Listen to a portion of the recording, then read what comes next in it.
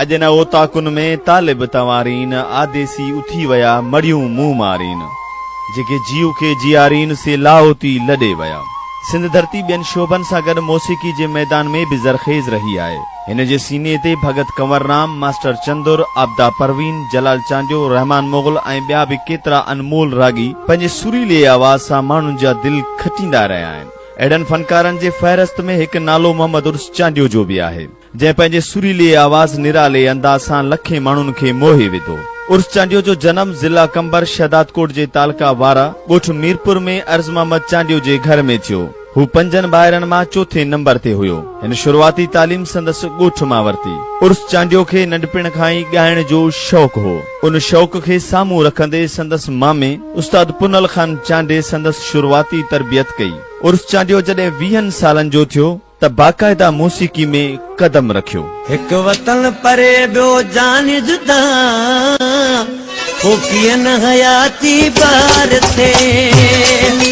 वतन परे ॿियो जान जुदा हो कीअं न हयाती बार थे।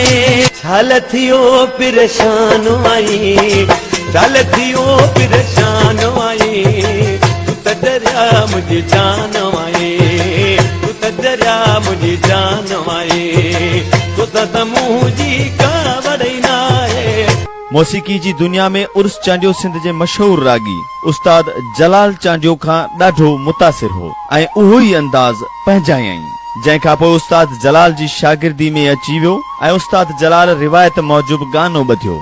साल 1992 ईस्वी में पहिरियों भेरो उस्ताद जलाल चांडियो सां गॾु रेडियो ते परफॉर्म कयो।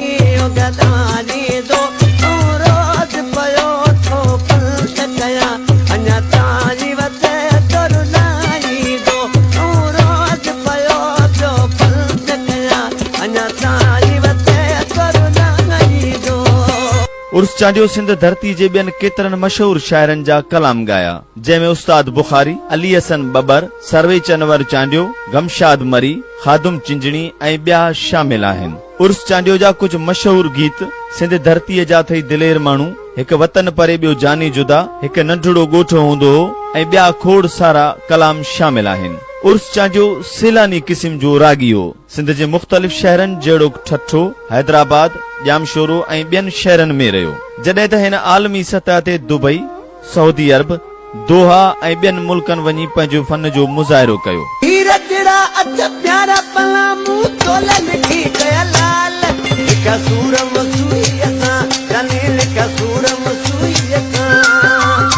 उर्स चांडे 2 शादियूं कयूं, हिकु पंहिंजे माइटनि मां जंहिंमां खेसि 4 पुट 4 नियाणियुनि जो औलाद थियो। जॾहिं त ॿी शादी पसंद जी लाहौर मां कयाई, जंहिंमां हिकु पुट 6 नियाणियुनि जो औलाद अथसि। मरूम उर्स चांडियो 7 मई 2018 ईस्वी बरोज़ सूमर जे ॾींहुं कराची जे नेशनल लियाकत इस्पताल में असां खां हमेशा लाइ जिस्मानी तौर ते जुदा थी वियो। सिंध जो लोक गुलूकार जंहिं हर दर्दमंद दिल जी तर्जुमानी पंहिंजे आवाज़ जे आहुन सां कई। उर्स चांडे जे आवाज़ खे लखे माण्हू ॿुधण पसंद कंदा आहिनि। उर्स चांडे जे कलामनि खे ॿुधी केतिरनि ई माण्हुनि वफ़ा जा भरम पिण रखिया। ही यार जोरू बालवा नथो ॿिए माण्हू खे ॾेई सघां, रूमाल जे मुंहुं साणवा पिरी गॾजण पाणवा। इहो सिर्फ़ मरूम उर्स चांडे जे आवाज़ ऐं अंदाज़ जे जादू जे करे मुमकिन हो। उर्स चांडे खे को राग जी 7 सुरनि ते उबूर हासिल कोन हो, मगर पोइ बि हिन पंहिंजी दर्द खे दिल सां ॻायो। हर गुलूकार जे ॿुधण वारनि जो पंहिंजो हल्को हुजे थो ऐं हर कंहिंजी पंहिंजी पसंद हूंदी आहे। उन हिसाब सां ॾिसजे त उर्स चांडियो खे ज़िंदगी जे हर मकतब फ़िकिर माण्हू ॿुधण पसंद कंदो आहे। उहो ई सबबु आहे उर्स चांडियो जे मदान जो अंग मक़बूलियत जो सबबु आहे। हिन जी मेहनत बि हुई, पर उन सां गॾु जंहिं अंदाज़ सां शाइरनि जे एहसासनि खे ॻायो, सचपच हिन कमाल ॻायो। ए मौत तोखे छो न मौत आयो, अहिड़े सुरीले ऐं बहादुर जवान खे असां खां जुदा कयो। उर्स चांडियो असां खां हमेशा लाइ दूर थी वियो। फनकार सुहिणो वियो गुज़ारे बस इहो अफ़सोस हुआ, उर्स चांडियो वियो गुज़ारे बस इहो अफ़सोस हुआ। उमिरि सारी जंहिं गुज़ारी राग ऐं रिहाण सां, उमिरि सारी जंहिं गुज़ारी राग ऐं रिहाण सां, ॾुख ॾाढो वियो ॾेखारे बस इहो अफ़सोस हुआ, बस इहो अफ़सोस हुआ। माण्हू तंहिं महबूब लाइ सिंध पई सुॾका भरे, माण्हू तंहिं महबूब लाइ सिंध पई सुॾका भरे, राज सारो व्योर वारे बस इहो अफ़सोस वा, बस इहो अफ़सोस वा। याद अहिड़ो यार रहंदो इश्क वारनि खे सदा, याद अहिड़ो यार रहंदो इश्क वारनि खे सदा, वियो तंहिंखे मौत मारे बस इहो अफ़सोस वा, बस इहो अफ़सोस वा। हो महीनो मई वारो ॾींहुं सूमर कहर वारो, हो महीनो मई वारो ॾींहुं सूमर कहर वारो, वियो तंहिंखे विसारे बस इहो अफ़सोस वा, बस इहो अफ़सोस वा। उर्स जो ही आवाज़ हिन धरतीअ ते रहंदो सदा, उर्स जो ही आवाज़ हिन धरतीअ ते रहंदो सदा, केर तंहिंखे आणे वारे बस इहो अफ़सोस वा, बस इहो अफ़सोस वा।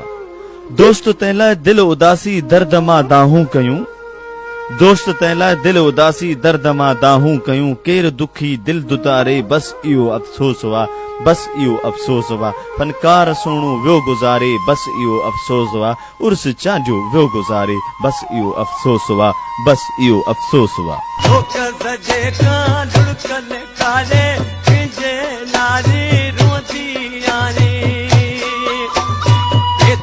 जो पुड़ खोले